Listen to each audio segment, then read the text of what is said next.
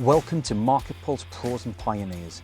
Each week, I talk with industry leaders on both marketing and entrepreneurship and business to find out all about their wins and failures in marketing right now. We'll hear all about successes and wins and what's fallen flat so that you can take that knowledge and implement it. Learn from the best, from the folks who've been there and done it all, as well as people just like you. Thanks for joining us. This is MarketPulse Pros and Pioneers. Good afternoon and welcome to another episode of MarketPulse Pros and Pioneers. This week, I'm joined by Jeremy Jacobs. Jeremy, lovely to have you on the show, mate. Thank you for having me. It's been a pleasure to be on here, even though it's taken us a while to get to this point. On many levels. Yeah, any other podcast hosts who are listening along to the show, you will be nodding in a moment when I tell you that like the technical problems with today's setup were real. We had some real challenges. So yeah, thank you very much for your perseverance, Jeremy. Oh no, not a problem. Not a problem. So a little short background for Jeremy. For those who don't know you, Jeremy's an experienced entrepreneur and marketing consultant. So he's probably best known for founding Cookie Jar, which is a next generation business consultancy, and Corn Cobs, which is a paid media advertising. I love the food. I'm a big foodie. I love it. I can tell we're going to get along. So Jeremy's got over 20 years in digital marketing. He's managed global campaigns for brands like ASOS and BMW. And he's also previously co-founded Ray's Bakery. We're so aligned. Food is everywhere. Ray's Bakery, growing it to a seven-figure business.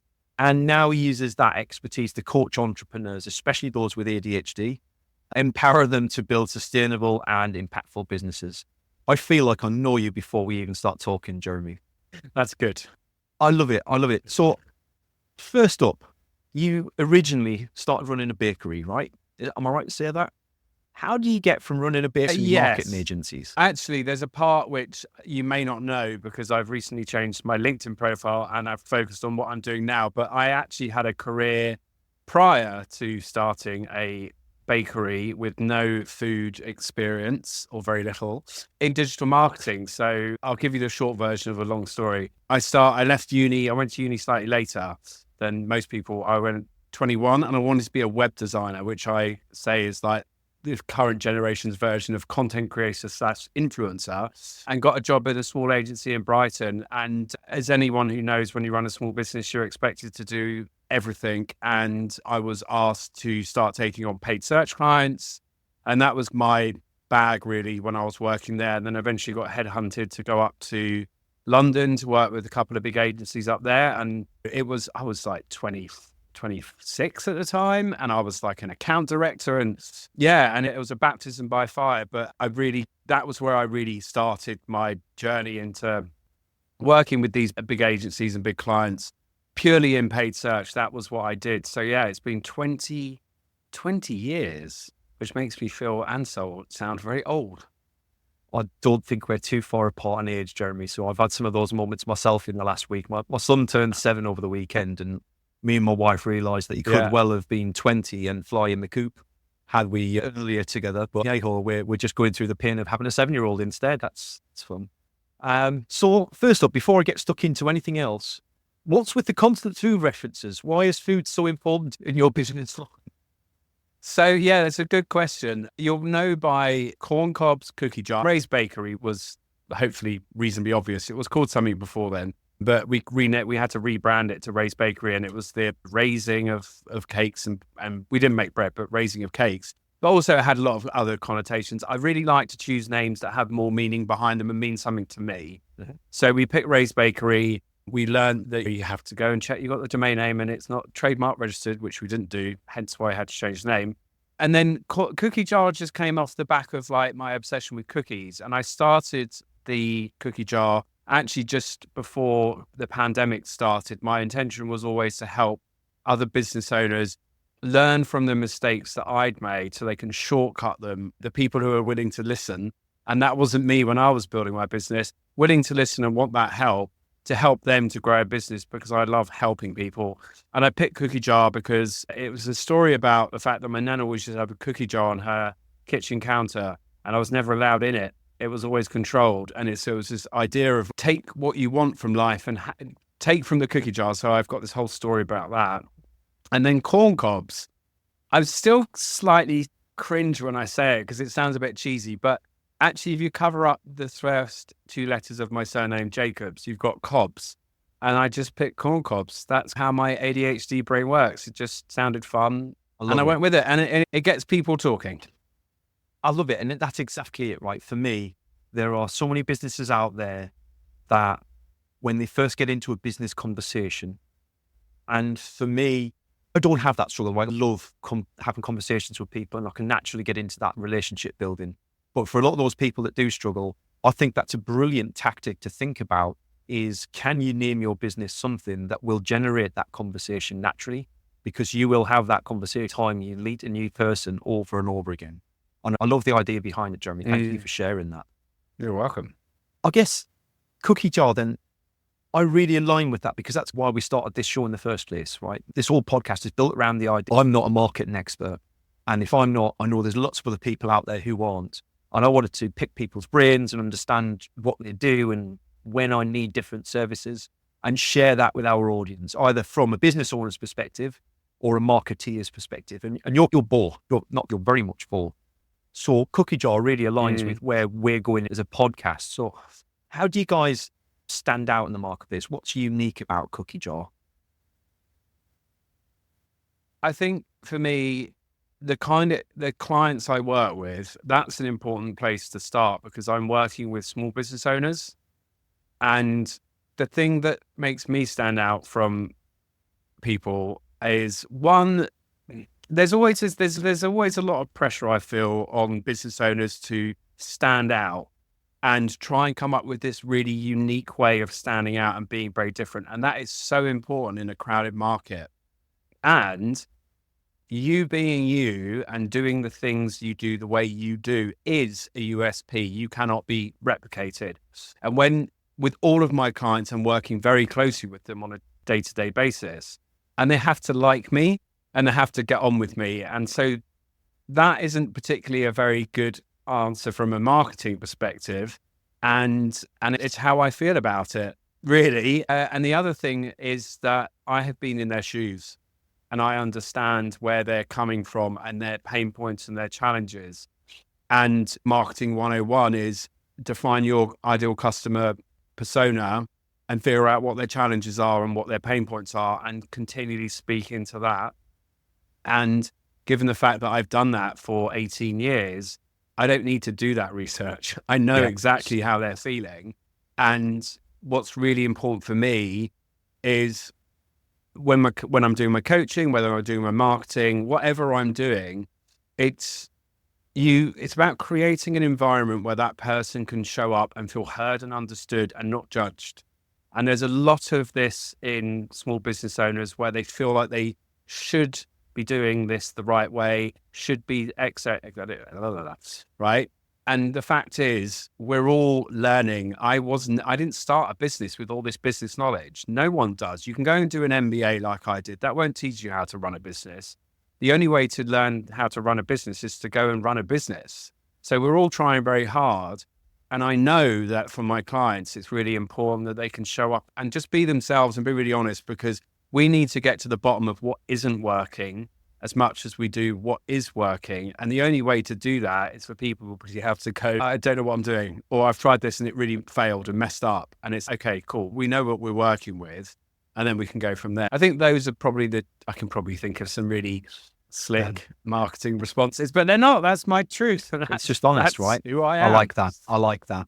Yeah. And I think it's nice that you've got also a focus on the coaching element of it with looking after that personal well-being as well, because I see a lot of entrepreneurs out there who I always say, if things are great at home and things are tough at work, you can survive. And if things are tough at work, but I said that before, things are okay at home, but they're tough at work, then you can survive. And when both are really tough, where do you go to when you're an entrepreneur? So that's really important for me. I've built a really good support network, and that's important for me as a person to make sure I'm checking in on my colleagues and network. It's interesting to see somebody balancing supporting early stage businesses with that personal well-being as part of a coaching strategy as well. I imagine that's quite rewarding.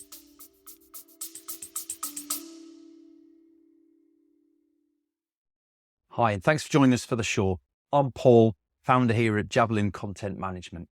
We specialize in getting ideas out of your head, down into video, and out to your social media through repurposing and efficient content strategies. If you want to find out how you can convert your ideal audience into paying customers, reach out to us, javelincontent.com, and I hope you enjoy the rest of the episode.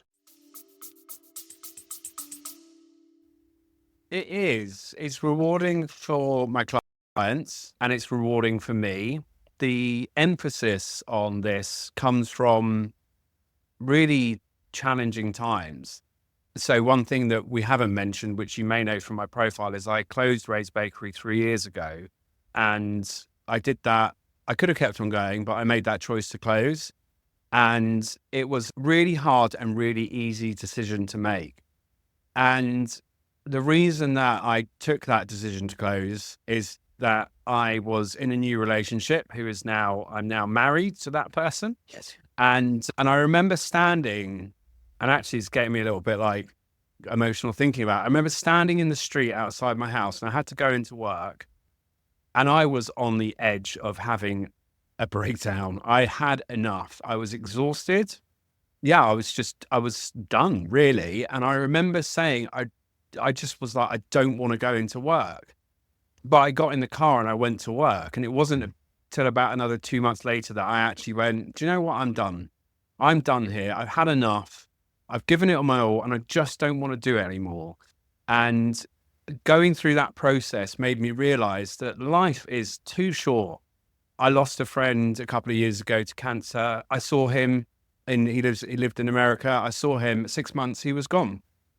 And he had an amazing life. And it just makes you realize that life is just too short for this. There's too much crap going on in the world right now. And it is absolutely possible for people to be able to have a thriving, growing, successful business and have a great personal life. You can't run a business successfully constantly in this survival stress state. It's just no good for anyone. But it's so easy to get caught up in that because you've got your business, it's your baby, you've got all these pressures, and you've got these dickheads, excuse my language, influencers on social media pushing this message that you've got to grind and hustle and make it work. There is a very small part of our entrepreneur community who work like that, and your life, you go and do what you want, but you've really got to question and be able to take a step back and go, is this what I want for myself? Because it's alluring and it's really tempting to be pulled into it. And I don't think most people really want that. And probably most people won't achieve that. So it's checking your ego and just taking a step back and thinking, is this how I want my life to live? And it's 100% about going and getting help, whether that's a business coach or a mentor, a fellow entrepreneur, a networking group, people on LinkedIn, like talking to people about what you're dealing with is so important. And for me, that is the core of what I do.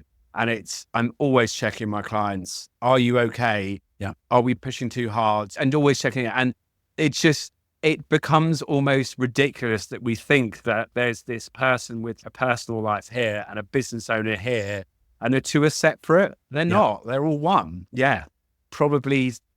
Hopefully that's answered your question. I love the passion in the answer, though. I love the passion in the answer. And it's clear how much you get out of what I heard somebody describe it the other day as pouring themselves into their clients as a coach. And I love that idea that it's pouring your soul into those people. And I really do resonate with that. And it brings me nicely to one more topic to come on to before we come back more to the marketing side of things. But ADHD and entrepreneurship is such an important topic for me because I self-diagnosed a couple of years back. I still haven't decided whether I'm going to go the formal route or not. My son's in the process. He's 7. He's going through the process of being assessed towards it. And hands on heart, I'm quite open and transparent about it. Like I've accepted it. I've lived with it all my life, right? Like I didn't know about it, but now I can articulate it nicely and I'm comfortable with it. And pretty much every business owner I speak to, I see elements of ADHD or autism or not just neurodiversity in the people that I speak. Call it out. Like nobody's yet taken offense. Like I don't think anyway. But I think it's super important that we just have that open communication about it. You work with a lot of entrepreneurs who have ADHD. So how can people tailor their business and their marketing strategies to suit themselves being neurodiverse, I think is the question, rather than directed specifically at ADHD, because we're very much shiny object syndrome, dopamine hits, endorphins, satisfaction levels. There's so much going on. How do you help them bring that to a constructive end? So I was diagnosed with ADHD 4 years ago. I think for me personally, the first step, like you've just demonstrated really, is you've got to come to terms with it.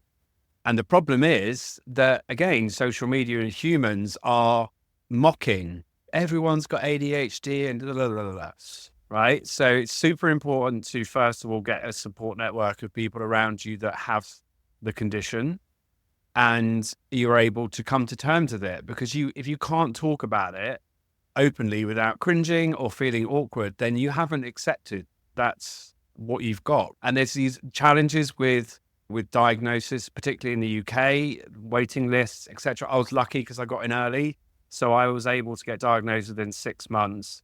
But my message, my main message around all of this is diagnosis is a personal choice, and I think it's really important. I think it's very useful for people, and everyone's individual. Mine, ADHD, will not manifest the same way it does for you, and my life experiences as well, what I've been through, the gender difference as well, all that sort of stuff. So it's really important to come to terms with it and understand the uniqueness of you and what makes you tick and what your challenges are.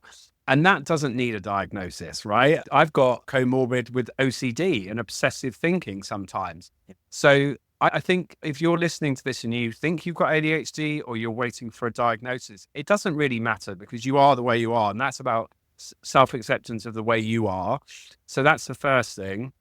And then I think the biggest challenge for us all is undoing the systems that we live in and the expectations of us. This world has been built for neurotypical people, understandably, because of the fact that there's more of them and we don't have the awareness that we do now. But there's these pressures that we pick up on.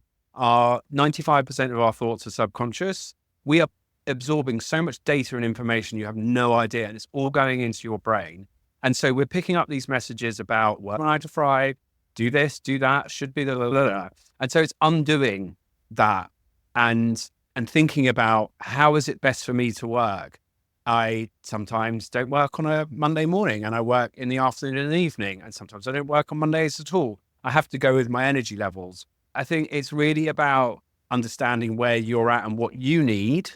And then the final point, really, which I won't go into too much detail, I write a lot, I've got newsletter and blog posts about this, about supporting people. And then it's about understanding what you're capable of. I think for me personally, when I was first diagnosed, it was like, I've got ADHD, so I can't do X, Y, and Z. No, my approach is, and by the way, this is my view, so if you don't agree with it, fair enough, but this is how I see it, which is, because it's hard to sit there and go, I see it this way, because people come back at you, but try it on, do it your way. But I've been doing it this way, my clients have been doing it this way, and this is the expectations I have on myself and them, which is, it's not about I can't, it's about, it's just harder. Now, don't get me wrong, I just want to really make a point that there are some things really are just really hard and sometimes impossible. So it's not about that, but it's just about opening up and being curious about, how can I do things? How can I push myself a little bit more? Okay, so I'm struggling to focus right now. I'm not going to sit there and force myself. I'm going to change up my diary and my day and move things around. But I can focus. It's just about finding that right combination of ways of working and doing things differently that fits you. And unfortunately, that takes time. And 2, it will take effort. If you broke your leg and you were at the bottom of a flight of stairs, you can get up the stairs. It's just going to take a lot more effort. And that is really the reality for me of people with ADHD. It will take more effort. It's going to be a bit harder. Look at what your goal is. And you can absolutely, that's the key message, is you can do it. It shouldn't be something that stops you, just about looking at things differently. Yeah, I love that. I think I'll resonate with a lot of what you've said there. It's certainly around having energy and focus at different times of the day. Like I've now shifted when I do certain activities to more focused times where I know that I'm better. And that can change from week to week. And there are some afternoons where I'm sat there and it's 3 o'clock in the afternoon. It's not that I can't be bothered. It's I just really don't want to do what I'm about to do. And I haven't got anything else to do. I'm going to take 2 hours, go play with my family, and I'm going to come back to the laptop at 8:30 at night and do 2 hours then when I'm a bit calmer. So I think, Brilliant. yeah, Love it. it's absolutely about that. Why do what you've always done if it doesn't work for you? And questioning everything around you, that breaking the system thing that you mentioned at the beginning. Again, I started running my own business and I found myself working Monday to Friday. And 2-3 months in, I went, why am I working Fridays? I don't need to work Fridays. I'm spending half of my week not doing anything because I'm bored, because I've done everything. Like, why don't I shoehorn everything into 4 days and take a Friday for myself? And the moment I slipped the framing on a Friday from it's a working day that I'm going to have off to it's a family day that I can work some of if I need to, it changed Fridays for me. I don't even consider working Fridays most weeks now. I might do the odd webinar in the afternoon.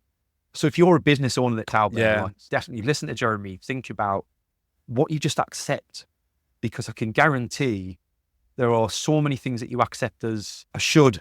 To go back to what you said earlier, a should be, don't should all over yourself. Do what's right for you. Fantastic. I love it. To bring back a bit more towards marketing then. So you obviously spent quite a lot of time in paid media, which is quite a tough, quick moving expertise area. Like what worked 20 years ago doesn't even come into play anymore. Whilst the strategies might stay the same, the tactics are vastly different, and even month to month probably shift quite a lot. So if I could ask you, what's one of the main misconceptions that business owners have about digital advertising, and what can they do about that? So I think with paid media, so I'm talking specifically mostly about search engine marketing. So Google Ads, Bing, even though it's 95% Google Ads. And within that, there's a whole world of stuff that you can look at. There's display, there's video, there's YouTube, there's all sorts of stuff, shopping, etc. I think the biggest misconception is that it doesn't work for small businesses. I'm really still surprised about showing up to networking meetings, and I very rarely come across another paid marketing person. I'm like, am I the only one here? It's great but I think there's this really strange thing that I find, which is a bit of it's just very strange. So Google, Facebook, Meta, they make it super easy for people to sign up to go and advertise, right? You'd think logical strategy, because we want to get people on our platform and starting to sign up. But they shoot themselves in the foot because they encourage people to go through their automated campaign setups. Smart campaigns is the classic example. Google's machine learning is way less intelligent than Google gives it credit. And what happens, and I've seen this time and time again with small businesses, is they come to me and they go, I've tried it, it doesn't work. And I go in and I go, yeah, because you've got a smart campaign set up. Your conversion tracking is not set up. It's tracking things that aren't true conversions, the data you want to capture, or the actions you want your client to take. It's just doing a terrible job and spending you money, and it's not working. So they end up shutting it down. And so it's a kind of, it's this misconception that it's not right for small businesses. And also it's expensive. And people think, oh, I'll go and do all this free stuff. Social media, search engine optimization, which are both really powerful tools. But every single business I've ever started, I've always started off building it off the back of paid search. My first business, Ray's Bakery, that was all built off the back of paid search. My coaching business, 90% of my leads come through paid search. I don't have to do anything. I'm sitting here talking to you and people are looking at my website and sending me messages. So I think that's the biggest misconception, that it's not going to work for them. That said, and I'm trying not to plug myself too much, but you do need to go and get help. And I know that's coming from an expert, but you really do, because in the same reason why you don't or shouldn't be doing your finances for yourself, you go get an accountant. An accountant costs money, but they save you money long term. This is so true for paid search, particularly for Google, that it will save you money in the long term. And I think people should really consider it as part of their marketing mix. And I don't think many people do.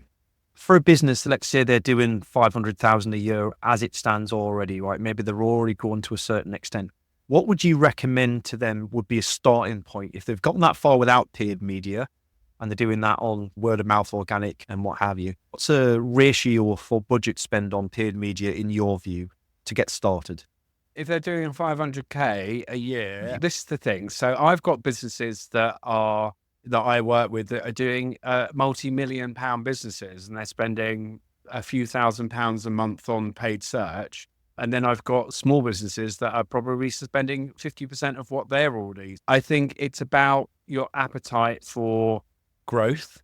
It very much depends on the business. I primarily work with B2B clients. I do some B2C. I avoid e-com because it's a very specific discipline within that world.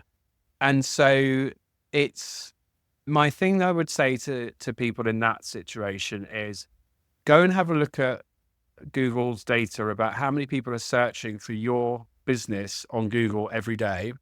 And then think about the fact that your competitors are potentially getting a lot of that traffic. Yes, you might be strong on search engine optimization, but you're definitely not going to be able to cover all the bases.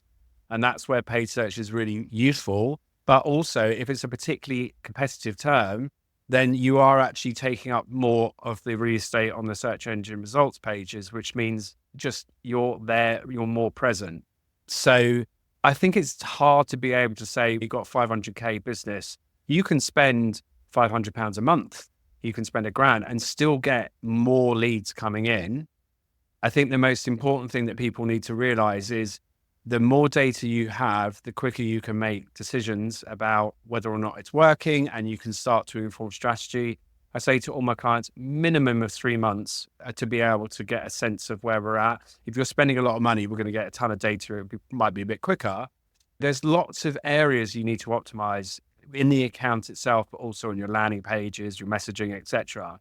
So it is very complex in comparison to other marketing channels like, say, SEO, etc.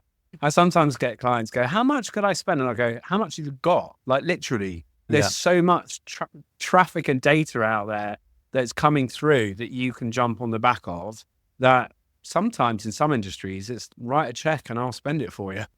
Yeah, but you'll see the results on the back of it, which is the insane thing. I was going to say, I'll add to that. That was a terrible place to end a sentence. I'm not just going to piss it up the wall. But what I mean is, I could do a whole podcast on the generic keywords, broad match keywords versus exact, and brand building and direct response in paid search. You can spend a lot of money. Of course, with smaller businesses, you want direct response. You want people going, I need this thing, right? Someone types in business coach Brighton. They're looking for a business coach in Brighton. I'm there. Hello. So I want to have as much real estate there as possible. Yeah. Love it. Perfect. Thank you very much for that. And then I guess then moving to the 2 questions that I ask all of our guests, which I think are quite important. So what's one thing, one marketing practice perhaps that if you could wave the magic wand, you would just stop business owners trying to do in their industry? Is there something out there? And I can guarantee, I can see by the smile on your face that there is. There's always something that gets people's fire burning. What is it? Oh, it's just this really cold, slimy, outbound nonsense. Maybe it's just me, right? But maybe it's because I'm in marketing, right? But just stop trying to insert yourself in your business into someone's life without it's just cold, anything cold, outbound, cold emails, phone, outbound calling, honestly, the amount of times I get, LinkedIn requests and then just boom, straight away a message. I've stopped accepting people in that respect. Don't get me wrong, it does work, right? It will work, but it's not as effective, but it's short term, right? And there's a lot of young men in bedrooms selling lead generation services on Meta. Yeah. And they come up on my feeds all the time, and it drives me nuts.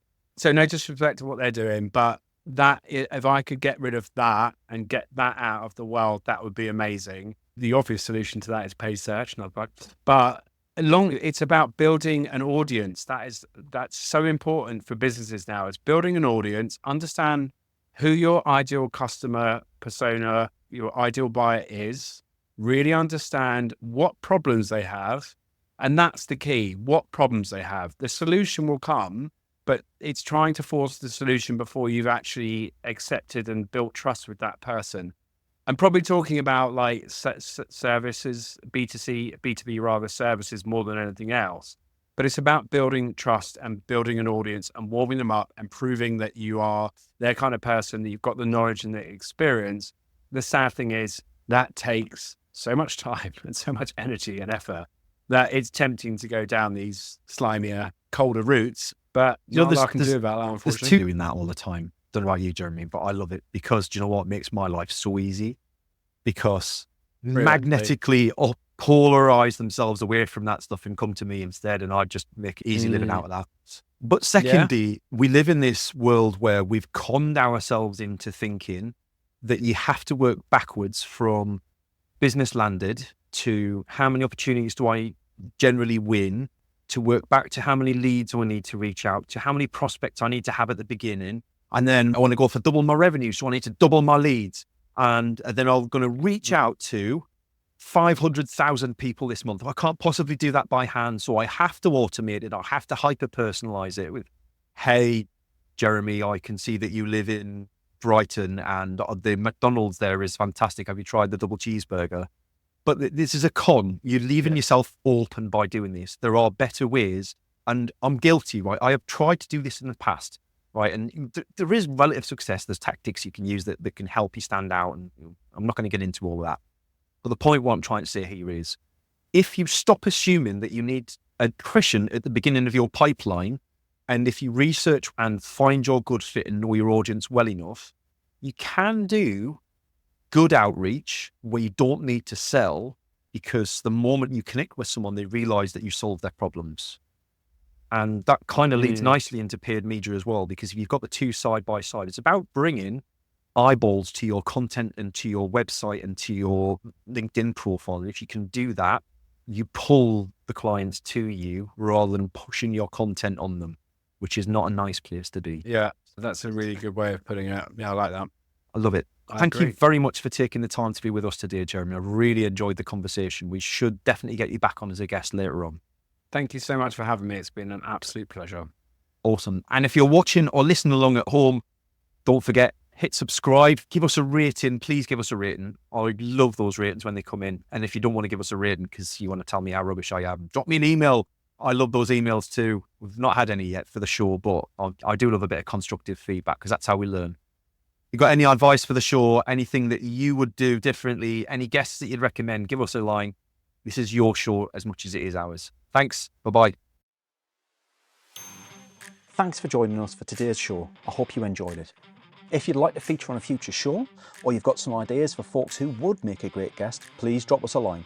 Contact details are in the show notes and I'd love to hear from you. Your host today was me, Paul Banks, founder at Javelin Content Management. Here at Javelin, we specialise in helping busy business owners just like you to repurpose video content, taking all the stress and tech problems away and turning your long form video into literally hundreds of pieces of content without breaking the bank. We describe it as getting ideas out of your head into video and out to your socials. If you want to launch your personal brand, become the vendor of choice for your audience, or maximise your sales revenue impact, we'd love to hear from you. Join us next Wednesday for the next episode, and don't forget to subscribe and give us a review. Our podcast is only possible with your continued support.